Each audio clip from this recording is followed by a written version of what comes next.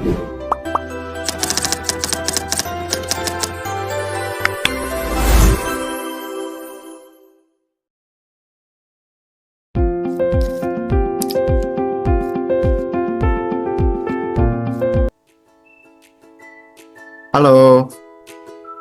selamat datang di podcast ASN BPN Mengabdi untuk Negeri. Hari ini kita akan membahas tema penting, yaitu bagaimana ASN menyikapi keberagaman budaya yang masuk ke dalam negeri dalam posisi bela negara. Telah hadir bersama saya 5 rekan ASN dari berbagai bidang di BPN. Mari kita sapa satu persatu. Saya persilakan untuk perkenalan singkat kepada Mbak Rohani. Halo Mbak Rohani. Halo Bang Hafiz, halo rekan-rekan semua.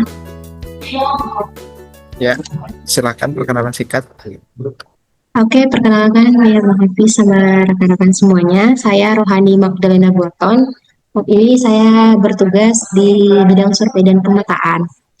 Fokus saya adalah bagaimana keberagaman budaya tercermin dalam penguasaan tanah di masyarakat. Oke. Selanjutnya kepada Mbak Lastio, silakan. Halo semua, saya Lastio dari bidang hukum. Saya menyoroti pentingnya aturan yang adil dalam mengelola tanah agar tidak ada kelompok yang terpinggirkan. Baik. Selanjutnya Mbak Mona. Halo Mas Hafiz dan rekan-rekan BPN semua. Perkenalkan, saya Mona Fitri Wulandari. Saya di bagian pendaftaran tanah, di mana tugas kami berhubungan langsung dengan masyarakat yang memiliki latar belakang yang beragam. Baik. Selanjutnya Mbak Cindy. Halo semuanya, perkenalkan nama saya Cindy Sandora. Saya berada di bidang pengendalian dan penanganan sengketa. Ya, keberagaman budaya seringkali menyebabkan terjadinya konflik atas kepemilikan hak atas tanah. Hal ini dikarenakan adanya perbedaan perspektif dan hukum adat yang berbeda. Baik. Selanjutnya Mbak Nila.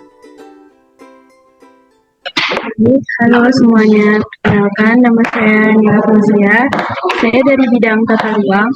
Saya melihat bagaimana perbedaan budaya mempengaruhi cara masyarakat menggunakan dan menggunakan. Baik. Mari kita masuk ke inti diskusi. Pertanyaannya, bagaimana ASN BPN harus menyikapi keberagaman budaya yang masuk ke dalam negeri agar tetap dalam kerangka bela negara?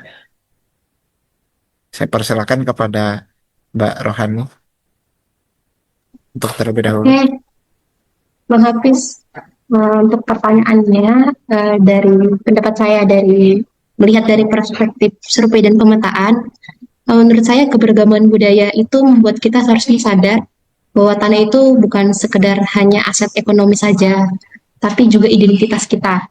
Maka ASN BPN diharapkan seharusnya peka agar pemetaan tanah menghormati nilai-nilai lokal yang ada. Silakan selanjutnya.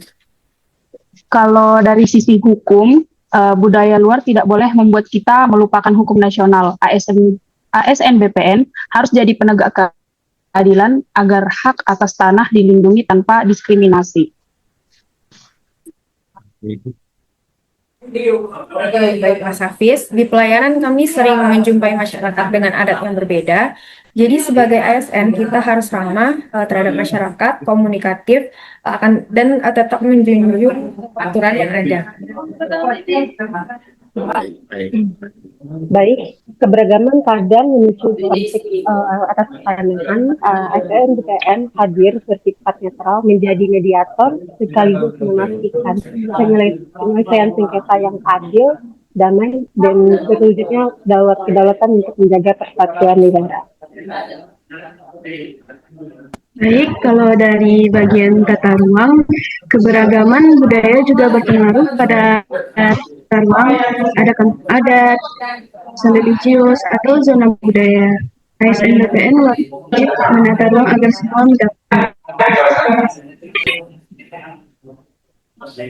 Menarik sekali. Apakah ada tanggapan lain nih antar narasumber?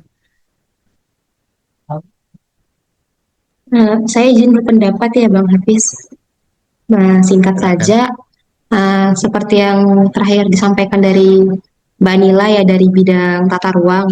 Saya setuju dengan statement Mbak Nila bahwa memang betul tata ruang yang baik akan menjaga keharmonisan antar budaya yang ada di negara kita ini. Mungkin teman-teman lain bisa ada pendapat yang berbeda. Ya, izin menambahkan Mas Hafiz dan Mbak Rohani, pelayanan yang ramah budaya adalah wajah BPN di masyarakat.